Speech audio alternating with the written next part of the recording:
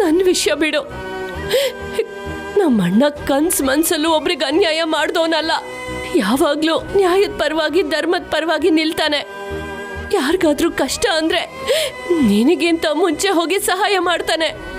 ಅಂತವನ್ಗೆ ಯಾಕೆ ಇಷ್ಟೊಂದು ಕಷ್ಟ ಕೊಡ್ತಾ ಇದ್ಯಾ? ಓ, ನಿನ್ ಕೆಲ್ಸ ಅವನ್ ಮಾಡ್ತಿದ್ದಾನೆ ಅಂತಾನಾ? ಇನ್ನೇನ್ ಮಾಡು ಅಂತ್ಯ?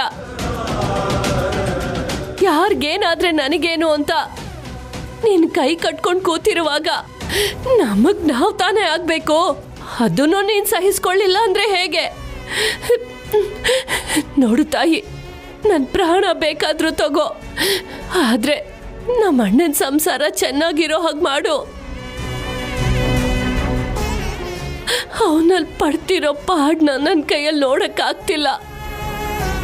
ದಯವಿಟ್ಟು ಜ್ಯೋತಿ ಅವನ್ನ ಅರ್ಥ ಮಾಡ್ಕೊಳ್ಳೋ ಹಾಗೆ ಮಾಡು.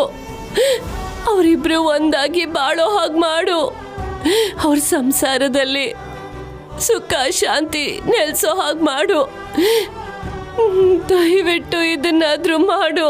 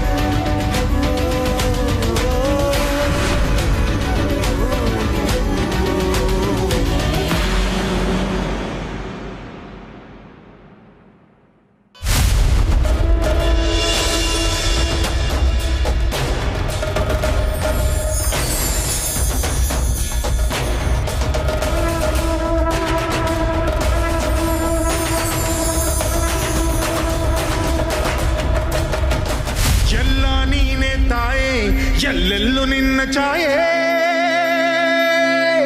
ಅಮ್ಮ ಎಲ್ಲಮ್ಮ, ಅಮ್ಮ ಎಲ್ಲಮ್ಮ.